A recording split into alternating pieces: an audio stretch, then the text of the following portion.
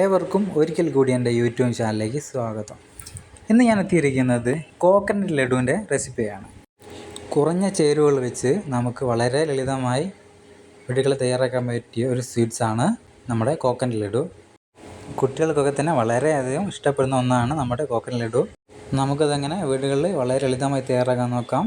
അതിന് വേണ്ട ചേരുവകൾ എന്ന് പറയുന്നത്, ഒന്ന് തേങ്ങ നന്നായി ചിരകി ഗ്രേറ്റ് ചെയ്തതാണ്. പിന്നെ വേണ്ടത് പഞ്ചസാര, പാൽ, നെയ്യ്, ഏലക്ക. നമുക്കിതിനെ എങ്ങനെ തയ്യാറാക്കാൻ നോക്കാം. ഞാനൊരു പാൻ എടുത്തിട്ടുണ്ട്. പാൻ ചൂടായി വരുന്ന സമയത്ത് അതിനകത്തേക്ക് 2 ടീസ്പൂൺ അളവിൽ ഞാൻ നല്ല നാടൻ നെയ്യാണ് ഒഴിച്ചു കൊടുത്തിരിക്കുന്നത്. നെയ്യ് നന്നായി ഉരുകി കഴിഞ്ഞാൽ നമുക്കതിനകത്തേക്ക് നമ്മൾ നേരത്തെ ഗ്രേറ്റ് ചെയ്ത് വെച്ചിരിക്കുന്ന തേങ്ങ ചേർത്ത് കൊടുക്കാവുന്നതാണ്.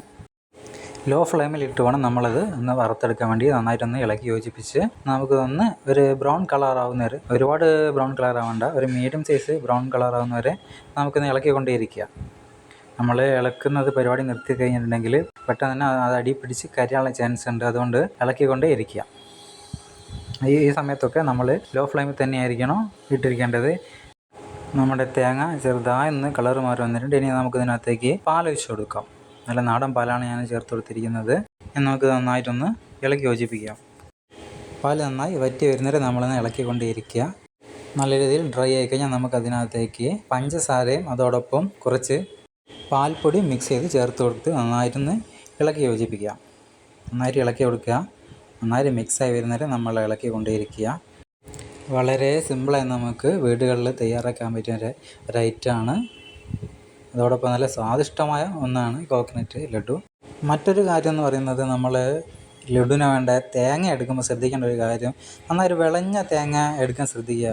നമ്മൾ വിളയാത്ത തേങ്ങ എടുത്തിട്ടുണ്ടെങ്കിൽ അതിൻ്റെ ഒരു ടേസ്റ്റ് നഷ്ടപ്പെടും. പെട്ടെന്ന് തന്നെ അത് ലഡു കേടാവുകയും ചെയ്യും.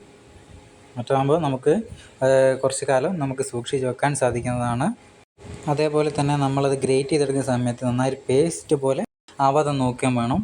അങ്ങനെ കിട്ടണമെങ്കിൽ നമ്മൾ നല്ല വിളഞ്ഞ തേങ്ങ ഉണ്ടെങ്കിൽ സാധിക്കുള്ളൂ. ഇളയ തേങ്ങയാണെങ്കിൽ അത് നമ്മുടെ പേസ്റ്റ് പോലെ ചമ്മന്തി പരുവത്തിലായി പോകുന്നതാണ്. നമുക്കിതിനകത്തേക്ക് ഒരു ടീസ്പൂൺ അളവിൽ ഏലക്കപ്പൊടി ചേർത്ത് കൊടുക്കാം. ഏലക്ക നമ്മൾ കുരു മാത്രം പൊടിച്ചെടുത്താണ് ചേർത്ത് കൊടുത്തിരിക്കുന്നത്. നമുക്ക് നന്നായിട്ടൊന്ന് മിക്സ് ചെയ്തെടുക്കാം. ഏലക്കയുടെ ഒരു ഫ്ലേവർ വരാൻ വേണ്ടിയാണ് നമ്മളങ്ങനെ ചെയ്യുന്നത്. നന്നായിട്ടൊന്ന് നമ്മൾ മിക്സ് ചെയ്തെടുത്ത് കഴിഞ്ഞാൽ നമ്മളെ കോക്കനട്ട് ലഡുവിന് വേണ്ട പാകമായി കഴിഞ്ഞു. ഇനി നമുക്കിത് കൈവെള്ളയിൽ വെച്ച് ചെറിയ ചെറിയ ബോളുകളായിട്ട് ഉരുട്ടിയെടുക്കാം.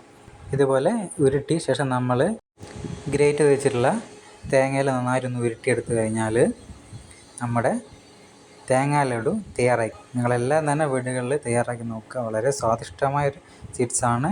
ഏവർക്കും ഒരിക്കൽ കൂടി എൻ്റെ നമസ്കാരം.